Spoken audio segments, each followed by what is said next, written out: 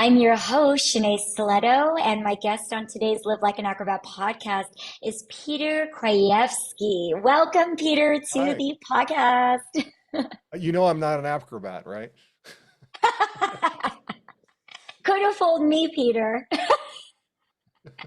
But you're an acrobat with your camera, with all the tricks that you do and getting all those, those brilliant shots Only and only my angles. right shoulder bears much scrutiny. Yeah. I mean, Well, then we're exactly some of the those same. cameras are 35 pounds, so it's and we're carrying them for hours at a time. So yeah. Well, you're an acrobat in my mind because you're Well, basically like my partner, holding me up for as long as he does. I'm a little bit over 35 pounds, but I think his right shoulder probably feels the exact same way. I've seen your show. You do a lot more work than I ever do. That's for sure. Thank you, Peter. I'm like so excited to have you here, and yeah, I'm so happy that you've seen me perform a couple of times here Yeah, in Vegas, which is really special that's and rare fantastic. Yeah. because. Yeah. Oh, thank you. I appreciate that. It's a pleasure having you, somebody with your eye and, with your perspective, someone who's been watching talent and entertainment for how many, years now. Like hearing that from you I'm very honored. Well, thank you. Glad to You're honor so you. welcome. Well, I would like to honor you back, Peter, by letting everyone know who you are and your remarkable bio. And so, audience, please forgive me. Peter has an amazing and very extensive bio. I do not want to butcher it, but it is amazing, and I wanted to get all of it in for listeners today, so you know who's talking to you and who's giving you all these pearls of wisdom in our Oscars Red Carpet special series, which I am like so excited to do with Peter. This is great. So, Peter is the founder of Voodoo Media and is the director of photography for documentaries, commercials, and independent films. He has worked in 31 countries on 6 continents and is trilingual, speaking English, German, and Polish without an accent. My. Peter Krajewski, his credits include the Oscars Red Carpet, German television, as well as for all of the major U.S. television networks such as the History Channel, 65 episodes of Secret of War, 70 episodes of Modern Marvels, the Discovery Channel, Monster Garage, and various other documentary specials, CBS, 60 Minutes, NBC, many worldwide travel segments for The Today Show, PBS, several long-form documentary projects, Discovery ID, premiere documentary about Harvey Weinstein with numerous celeb interviews, Red Bull shooting an award-winning documentary about an athlete, as well as ABC, Fox, CNBC, MTV, CBS, National Geography Channel, Lifetime, A&E, and the Travel Channel, amongst others.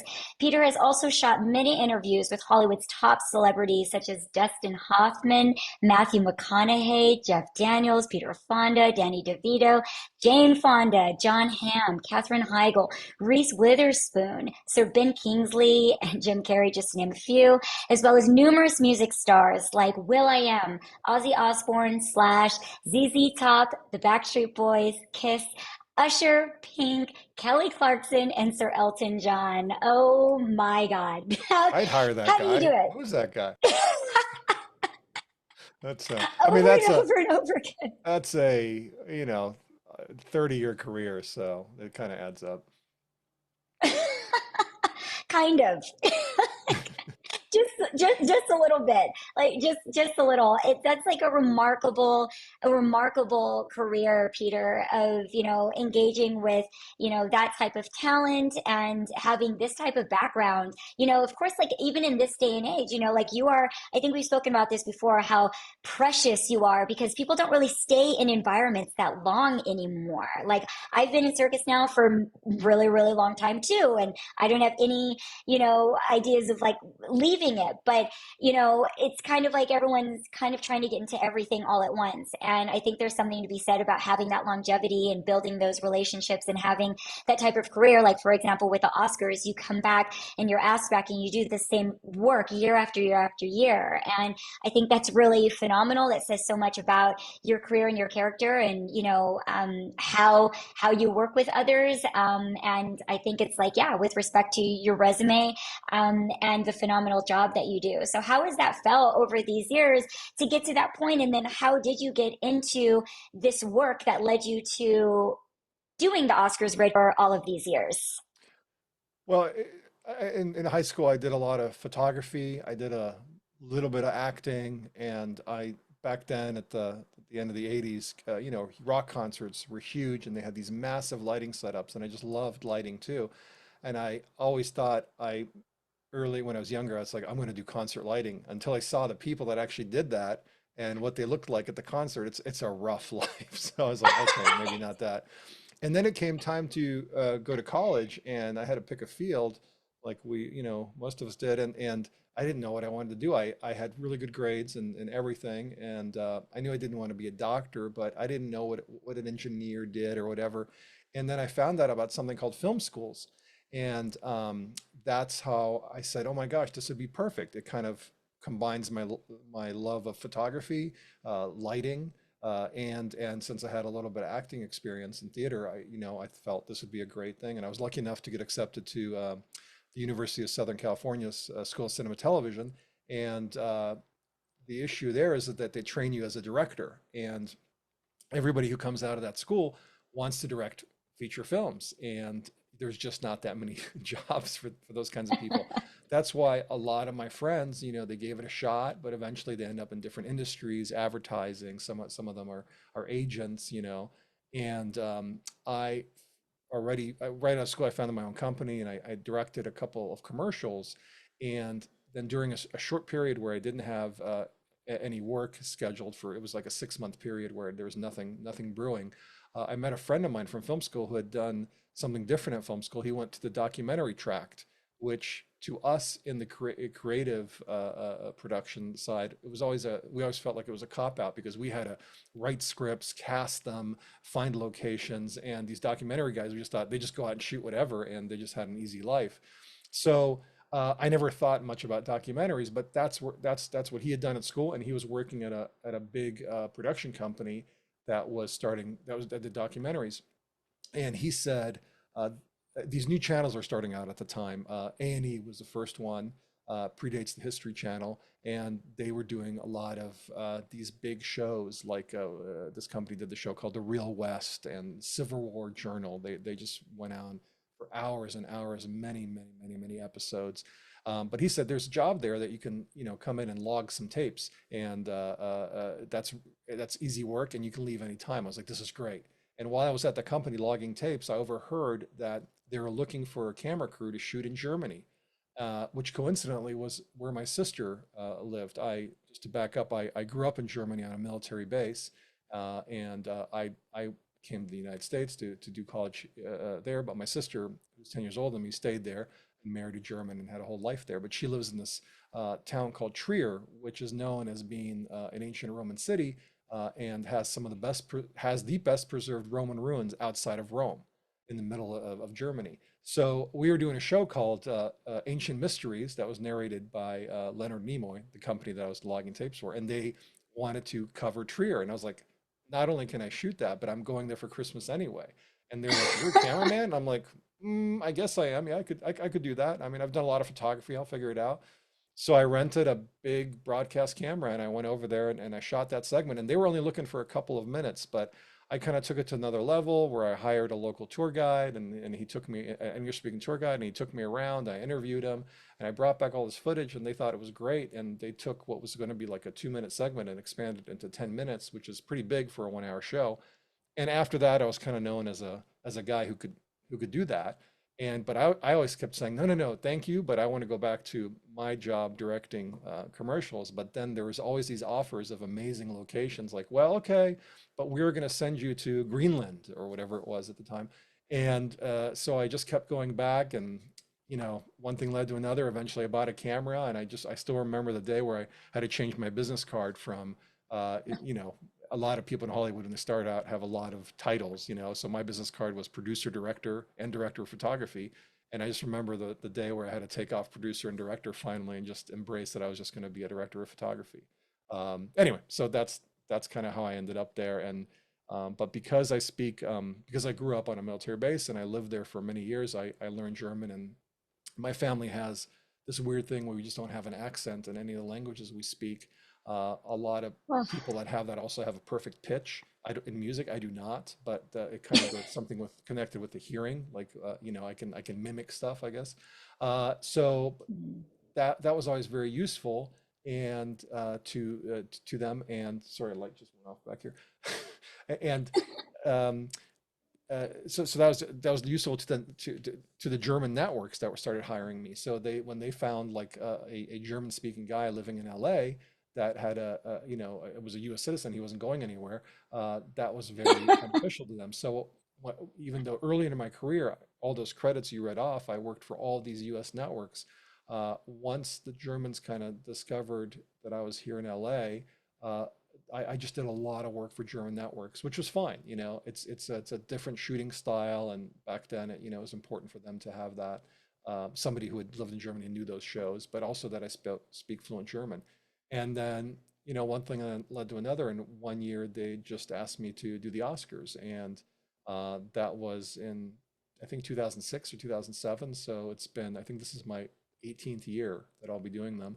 Um, for the same network. So wow. the way it works is in the United States, uh, all the broadcast networks are allowed to be on the red carpet of the Oscars. But internationally, the only people that can be there are the networks that own the broadcast rights for the Oscars in that country.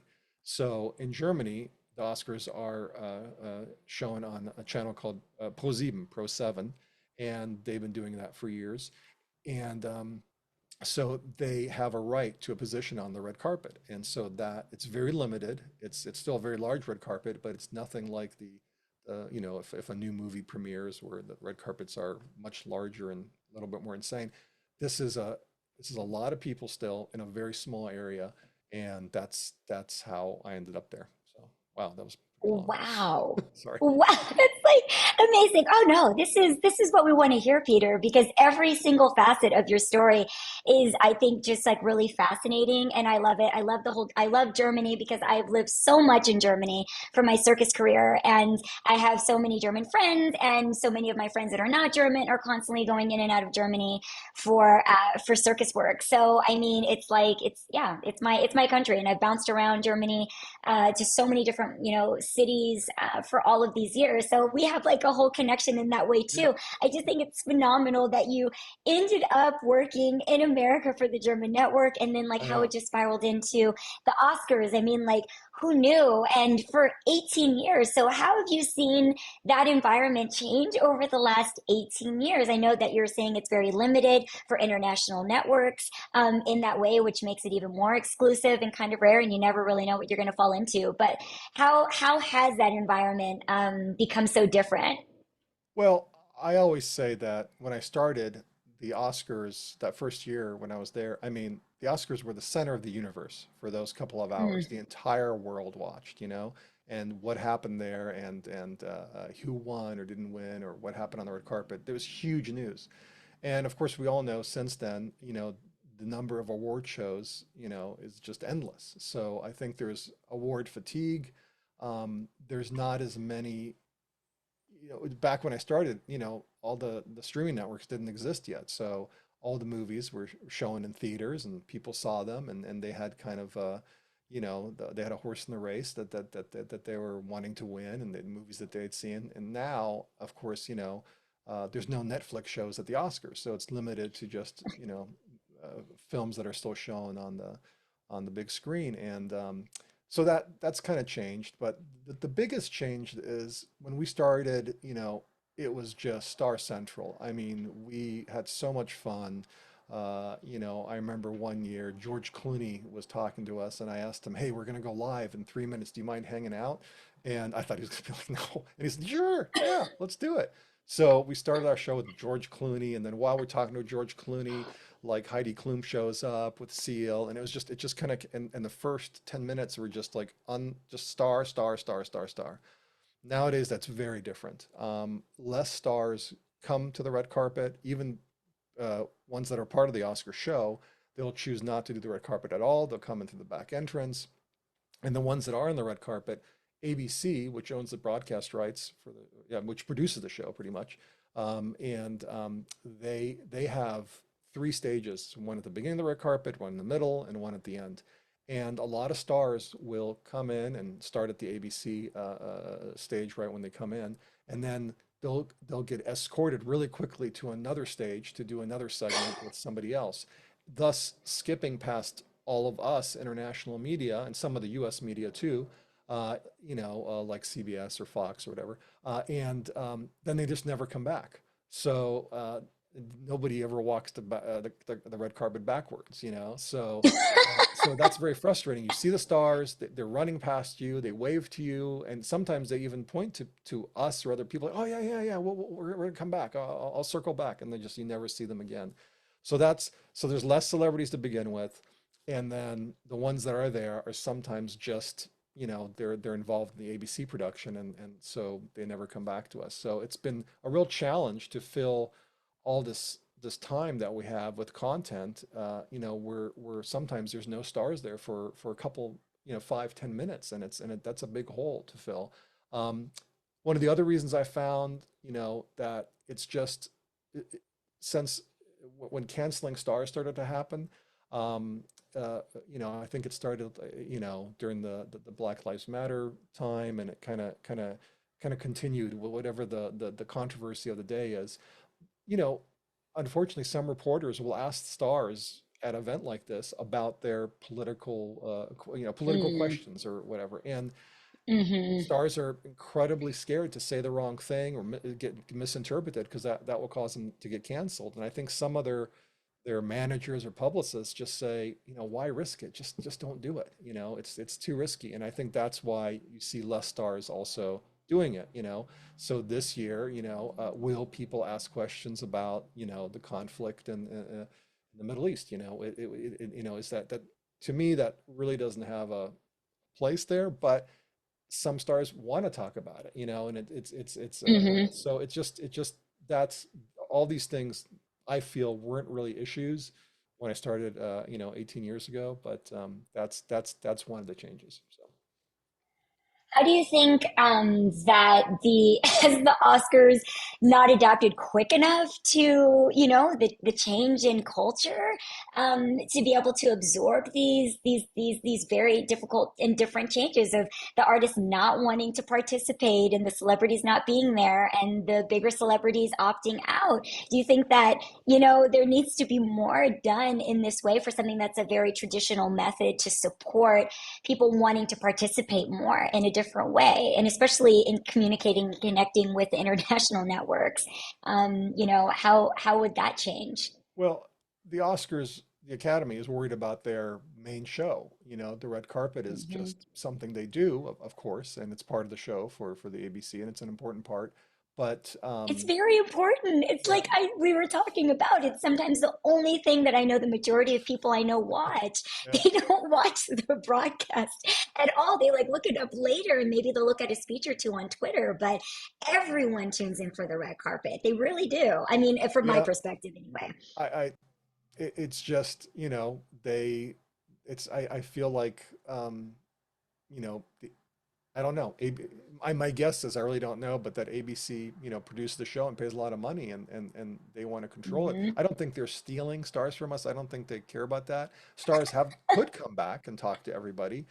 They just don't. They feel like by talking to ABC, they've done their duty, and a lot of people may not know my host or Germany or whatever, and they just don't think maybe that it's important to go back and talk to us. But um, I don't know. Like, I know that this has, been discussed by, we're not the only network that has felt there's a lot of money that's spent to get everybody there, and the rights and everything else. And so it'd be nice to have some stars there, but there are, it's just nowhere near as many as 18 years ago, in my Wow, I wonder, yeah, how that will like how will that develop and change? And how do you guys feel that time now versus before when you had, kind of like that repetition of actors and representatives coming to you? How do you feel that within that amount of time? It's tough. I mean, What's your it's like go-to? Yeah, just we have our main host from Germany, and then there's another Hmm. gentleman who stands next to him.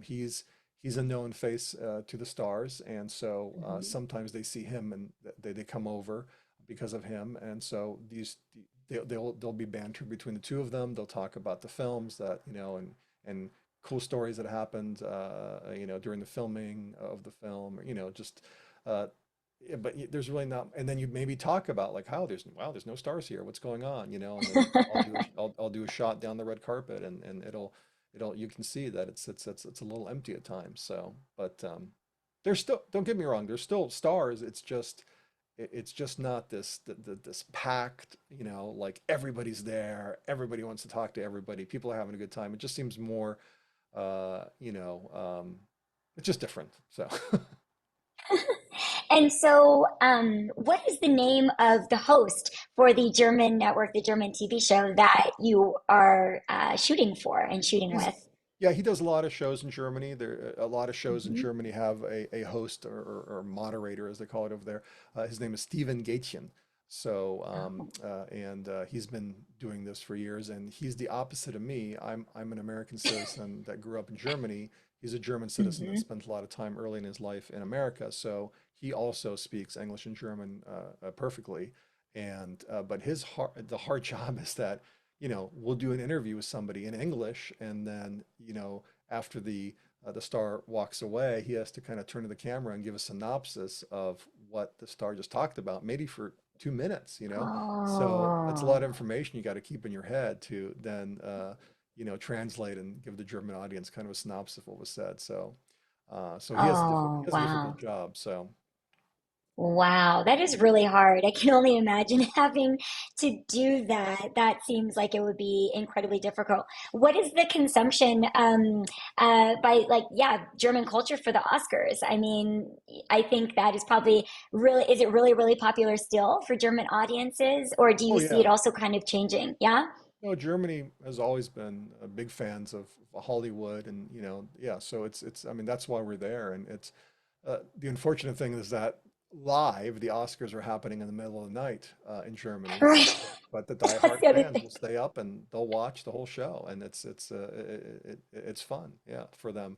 Um, yeah, so I think the interest is, I mean, it's different nowadays. I mean, people are consuming more, as you know, on social media, and with delays, but the people that really love the movies, I think, still tune in. Is there a way to access your streaming, your coverage online, like through Twitter or through Instagram or through Facebook? Is that what you do? There, there is, for the first time this year, they told me. So usually we, Mm. go live into a TV show, and Oh. sometimes they will, if there's no stars, they'll play interviews that we did earlier in the show before we were Mm. live, or they'll do some background pieces that are ready to roll on some of the movies. This year, we're doing that for part of the show, but they told me that for 3 hours we'll be live on a new uh, broadcast platform that this network has. I don't have the link, the name right now, but I can get that to you. So you'll be able to watch, yes, the entire thing live on the internet. And it creates a problem because now there's no breaks. So I have the camera that I use Oh. for the Oscars is very heavy. It has heavy batteries, a heavy lens, and then I have at the front of it what's called a ring light, because you cannot imagine, people just can't believe it, like how small the space is that we have to work in. And so and a lot of my other cameramen there, they'll just set it up on a tripod, and they just look straight ahead the whole time at the host, and whatever star comes in just stands right there. I've never done that. I've always been handheld because I love to give the audience just a little more, you know, movement. So I'm moving around. I'm checking things out. And when there's one of the crazy things I do is I have a ladder behind me, a small step stool ladder, 3-step Mhm. ladder, and live on the air, I will walk up that ladder backwards to try to get a higher, like if there's nobody in front of us, so I can look further down the red carpet and get some shots of, arriving stars that are being interviewed by other people down at the other end of the red carpet. And so that's, yeah, that's something that people really don't see, how tight that space is. So, Oh my um, God. but yeah, so that's yeah, and the other thing I wanted to mention, I mean, that's I think why it's unique to have somebody there that speaks both languages, because um, I wear a headset, and in that headset and I have a microphone, that looks kind of like something a helicopter pilot would wear, and the I'm communicating with the director who's sitting in Munich, Germany. That's where the show is being cut. So he's giving me cues on when advertisements coming up or whatnot. And then I have a on-set producer sitting behind me who's talking to me about what might or might not be happening. Then we have a group sitting in what we call it the container. It's basically backstage at the Oscars where there's local producers that are seeing other things that might have to communicate to me. I rarely hear from them, but I still have to listen for them. But the entire time, I have to listen to my host in English, what he is saying, and also the star interview in case they mention something like, "Oh yeah, I got these shoes from wherever." So then I have to pan down to the shoes. I have to be paying attention to that. So there's a lot of things going on in my head in two different languages, and it's not the craziest thing, but after a couple hours, it's it's very exhausting. So How stressful. yeah, yeah. I'm just like stressed out just listening to you. Well, this year it's going to be 3 hours, so that's 3 hours, no food, Oh, and no breaks. I mean, if oh, you have to go to the restroom, you just can't. You can't go to the restroom. So I stopped drinking, any kind of water that day. And after the one big thing at the end of the show, I am always so dehydrated. So because even if you had a chance to use the restroom, they're so far away, and the way the press riser is designed, it's very difficult to get out. You have to kind of like we'd have to shove the other networks out of the way, so it's almost impossible to leave. So it's a challenge for everyone. Yeah. oh my God. It's like, what an effort with all of those things. To get the shot, I never imagined that you were doing handheld actually. I really didn't for such a long period of time. I mean, like how do you just like not pass out? I mean, do you like have a like I know you're saying you have a regimen, but really you have to have probably a full technique to be able to absorb that kind of shooting for that amount of time. I mean, I would It, imagine even just performing in the yeah. environments I go into that are hard like that. I mean, It's there. No, I think it's just it comes down to the balance of the camera. A lot of people like the old cameras that we use for these shows, and the reason we use old cameras, I call them old, but they're just, if you look at them, they're just larger, is that the lenses that are available for those types of cameras are what we need. It's a lens that can go super wide in a second, so which I need because I am literally, half a foot away from my talent sometimes. So I need to be super wide to capture him.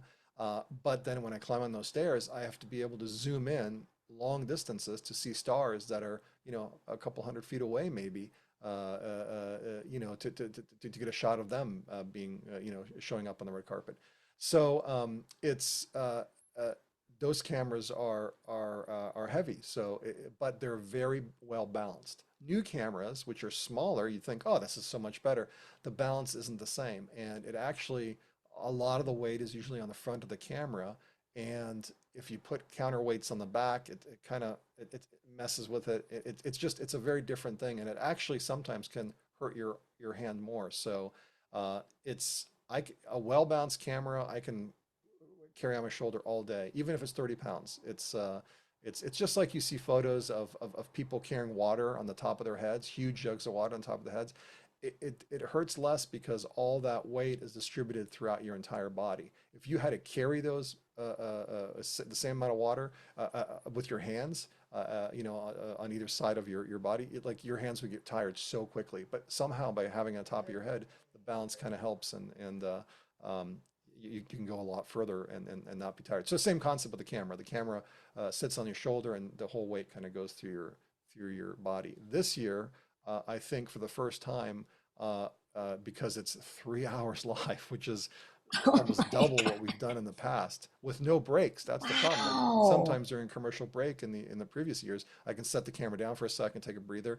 That won't happen since we'll be live on this new German platform this year for the first time. Mm. And I'm going to use something called an easy rig, which is a setup which straps to your waist and basically has a bar that goes over your head, and then you tie the camera to this thing with a an internal rope of sorts, a spring, and it basically transfers the weight primarily off your shoulder onto your hips. So that helps you have a camera much longer. You're able to have a camera on your shoulder much longer, and I just don't know. I have to. I'm picking up tomorrow, so I have to experiment with it. Uh, Oh and my and to try to see how I can manage getting up and down those famous stairs, sorry, the ladder, backwards. Maybe it'll be easier, but I don't know. I might at the end of the day, maybe I'll be right back to having that camera on my shoulder for 3 hours. So Oh dear. Well, I hope it works out in a much easier way. And we're going to be looking out for you. So, everyone tuning in, look out for Peter. If the Oscars is your thing, and now it can also be your thing because you know Peter and you know that Peter is there and working super, super hard on our behalf. So, thank you so much, Peter. You I had are, I do we have one more minute? yeah, we have I one more wrote I minute. wrote some fun stories down here that Yeah, I don't know, please but I'm just do. I'm just looking. Well, here's a note. It's always interesting because, you know, when I'm interviewing when the stars are in front of us, and sometimes they're amazingly great stars, and I just have a camera on my eye, and I'm closing my other eye because I'm focused on that, and so I'm seeing them kind of on TV too, and then I always Mm. catch myself sometimes opening up my closed eye and kind of seeing them for real in front of me. And it's kind of interesting what the difference is, where you kind of see people in a different light when you're seeing them through your real eye versus the eye that's looking through the monitor. Um, what else did I have down here? An interesting fact is that stars have gotten ready all day long.